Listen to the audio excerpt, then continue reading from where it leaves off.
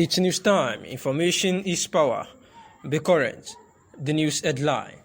Army arrests Ipob leader in Enugu, recovers arm. The Nigerian army has reacted to the Christmas Eve raid of Akpaufu community in Nkanu East Council of Enugu State, saying it arrested one Godwin Nnamdi in the area. It said that Nnamdi is a notorious leader of the indigenous people of Biafra, Ipob, and Eastern Security Network, ESN.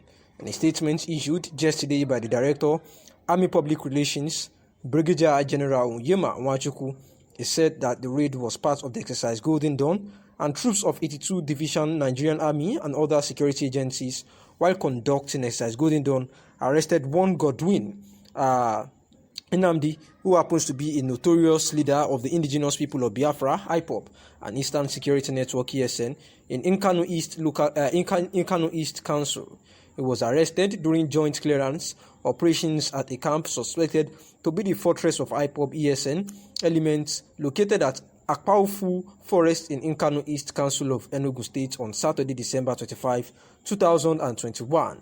During the clearance operation, troops engaged the dissidents in a firefight, which forced them to run away, leading to the arrest of their leader. Troops recovered various items, including one AK-47 rifle, one magazine containing 21 rounds of 7.62 mm, special and one handset, amongst others.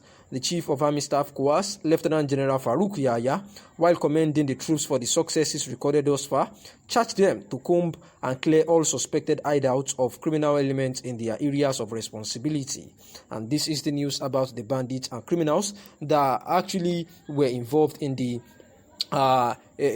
arrest, by the army, which claims that the Eastern Security Network notorious leader of the ESN, known to be Godwin Nnamdi, had actually been arrested during the joint clearance operations on a camp, that they were suspected to be at. Muhammadu Buhari was seen as the nemesis of corrupt politicians, and that image, which could not help him during previous electoral attempts, was capitalized on by Southwest media to burnish and garnish a political reputation against an admittedly helplessly gutless and hapless leadership of Goodluck Jonathan. But history is a mercilessly ruthless judge. While previously clueless and corrupt, Jonathan has become a beautiful bride of international diplomacy and democratic behavior. The anti-corruption warrior is now mired in a government that, by its own reckoning, has become the most inept and corrupt in our history. To be fair, the president did not promise much in the electioneering campaigns in both elections. Throughout the campaigns, his mantra, repeated like a broken record, was fighting corruption, insurgency, and improving the economy. His performance on all three counts is suspect, dubious, and undistinguished. Most people would even declare him a failure. By its own admission, even the government does not point to any of them as its main achievement, which is curious. To it, their greatest achievement is building infrastructure, which was a kind of an afterthought, as it never featured in its 2015 election campaigns. The curiosity is, how could one major in a subject on which he was not tested in an examination? On his greatest failure, agreement will be as difficult to reach. Insecurity has become a major menace in the country, and no part of his nation is spared. But because that is not his greatest failure, nor is the crumbling economy, which he was never given a chance in the first place. It has never been this bad since the war, and although President Muhammadu Buhari was elected to deal with the problem of insurgency in the northeast, his regime was added the nefarious activities of herdsmen and now bandits, who have not only made life brutally short and unbearable for most rural communities, especially farmers who have abandoned their farms, which has led to the threat of food scarcity and hunger in the country. The Nigerians are paying such humongous price on account of corruption in the public service in a government that promised to stamp it out. Is a monumental indictment of President Muhammadu Buhari and his legitimacy for the office. The paradox is that for every extra kobo that goes into fictitious projects and salaries, there is a corresponding denial of public-oriented spending to improve people's lives. Also, such increase in recurrent spending is directly responsible for the unending borrowing by this government to fund its acclaimed infrastructure development in a situation that mortgages the future of the country and the next generation. Consequently, the reason we are borrowing is not entirely because there is no money, as government has consistently maintained, but because its employees are siphoning the money into their private pockets at the expense of the generality of Nigerians.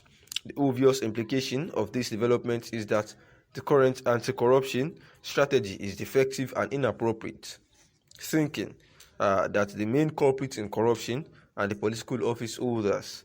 This view featured heavily in Buhari's approach in dealing with members of the Second Republic political class. But it is simply untenable because the political class does not have accounting powers, which belongs to the career civil servants. So it is financially impossible for the politicians to steal money from government coffers without the active involvement and collusion of the bureaucrats themselves. Also, for a minister or commissioner to steal a dime, the bureaucrat must be involved. Entire budgets of the country through the manners of expenditure. They also prepare the budget. Therefore, we have to revise and change the approach and train searchlight more on the public servants to actually get to the root of the matter.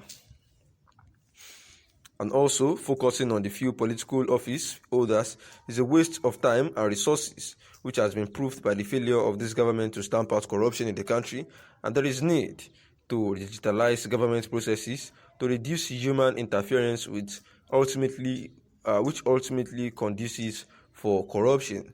But most importantly, government must improve the remuneration of public servants to motivate them and discourage corrupt practices. However, it is necessary to properly determine the right workforce in the country.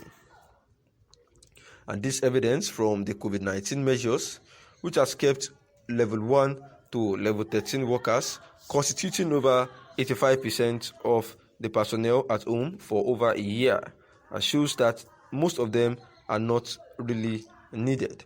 And this is the reason why it is better for the government to focus more on how to further ensure that the civil workers are actually, given much more support so that they can be motivated, and therefore, the practices of the corrupt practices would actually be extremely minimal, if not stopped entirely.